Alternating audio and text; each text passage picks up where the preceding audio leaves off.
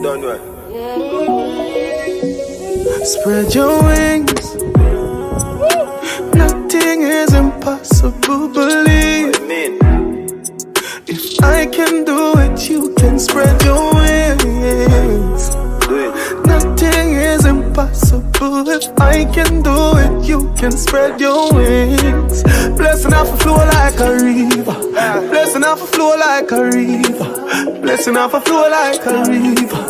Blessing off a flow like a river. That for them for know some man a leader. Shut at them ready for persecute. Alright, so today what I'm going to talk about is positivity. And I'm going to talk about the need to think positivity, but I'm going to approach it from a different angle, okay? I think thinking positivity has been given a bad rap, right? And I'm a person who I feel like is a pragmatist. I mean, people who think about positivity, you know, they think of themselves as optimists, but I think a lot of people who are out here promoting thinking positive and all that other stuff, they either don't know exactly how it is to, to convey the thought, or they're just evangelists. And I want to explain it this way. Evangelists are people that are out here just promoting some kind of belief or dogma, as they call it, like there's like positivity thinking and all that stuff. And it's not to say that it isn't true. I don't know exactly what the truth is, but they are just all over you talking about like, here's my thoughts. And it takes people, it turns people off because it's like, I already have my own thinking, and you just forcing your own thinking down my throat is not actually going to help me. And that's what, evangelists don't realize, right? They think they're actually helping, but a lot of times they're turning people off because of the approach. And so the issue is that evangelists, I think, have given a bad rap to thinking positive, which I think is a necessity in moving forward. But in any case, that's number one. The other thing is that I think turns people off of positivity is that a lot of those who are evangelists or who are positive thinkers, they are also people who are not necessarily empathetic, meaning that they either can't or they've lost touch with how it feels or how it felt at one point when you were in a particular situation where you weren't thinking positively. And so, perhaps at one point, if you are somebody who thinks positively, you were down and you forgot what it is to feel that way. Or perhaps you're one of those people who you can't really relate to people. You can't really convey to people the idea of, or understand the idea of feeling down at a particular moment. And so, if somebody is essentially whining, you don't want to tell them that they're whining, right? Because, they'll feel alone. They'll feel like, it's the same kind of thing that happens if you are shaming someone who's alcoholic or who has weight problems. Like, part of the reason they are doing what they're doing is because they already feel a certain way. They feel potentially bad about themselves, and so shaming them is actually keeping them in that same state where they now are saying, you know what, there's no hope anyway, so I'm just going to continue to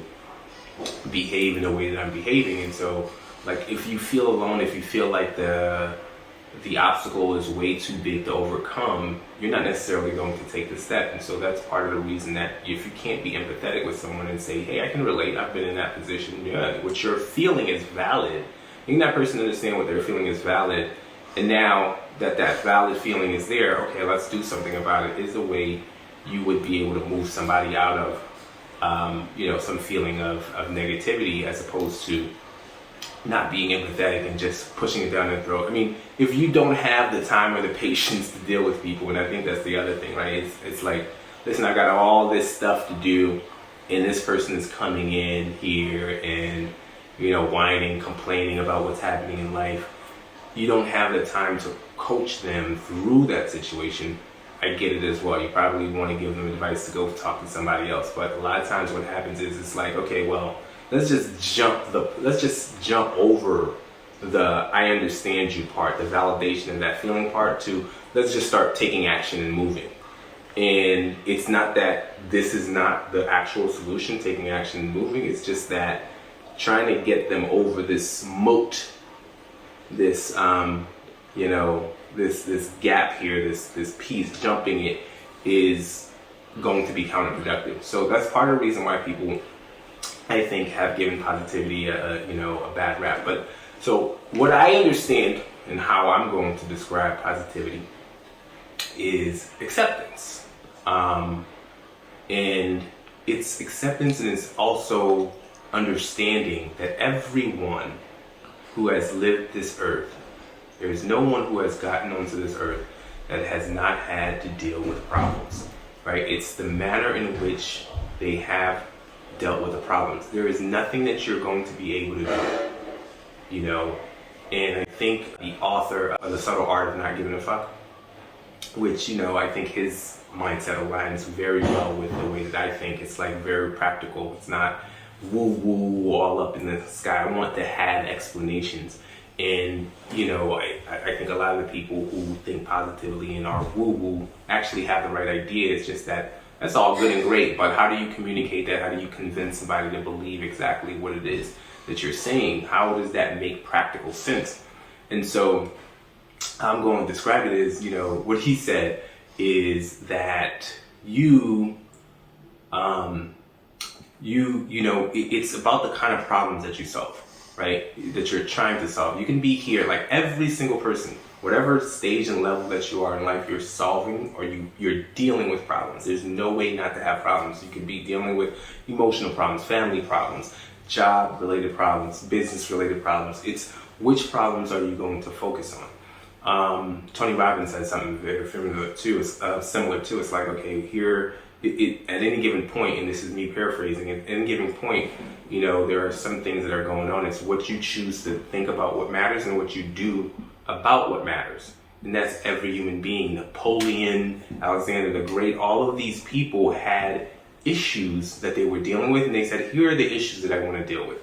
All right, that's number one. For me, and I don't know if this is going to resonate with you as much as it does to me, but for me, what that did was make me understand, that, great and small, as in great people or people who accomplish things that we value and consider great, they have had issues that they had to deal with. And so for them, it's like, okay, am I going to say this problem is overwhelming, or am I going to accept life? Another thing that I've heard also, this is not mine, is, disappointment or frustration or dissatisfaction comes when you are fighting reality, right? You're sitting here saying, oh my, something bad happened. You're like, oh my God, why is all this thing bad happen? It's like, well, it's reality. You have to accept reality first. This is what it is. Now the question is, what do I do about it? How do I solve the problem? Which is the reason why, if you're positive, for me, it's understanding that. It's understanding that, I'm going to have to solve problems anyways. I'm accepting what the reality of life is, and I'm not going to be frustrated by it because this is life. Okay, now it's like, which problem do I want to solve now? And in fact, it is that acceptance that makes it, quote, acceptable, right? It makes it, solving these problems acceptable. It makes it even potentially fun. It's a game. It's, this is how you can get to be positive. It's like, when these circumstances and situations happen, you can get stuck in your head and start being down about it, or you can be like, all right, here's my problems for today. The next day you wake up, here's my problems for today, because every day I'm going to have them. Every day everyone else has them, has had them, will continue to have them, and I'm one of those people who is on this earth who is going to have them. And I accept that, and I take on that challenge.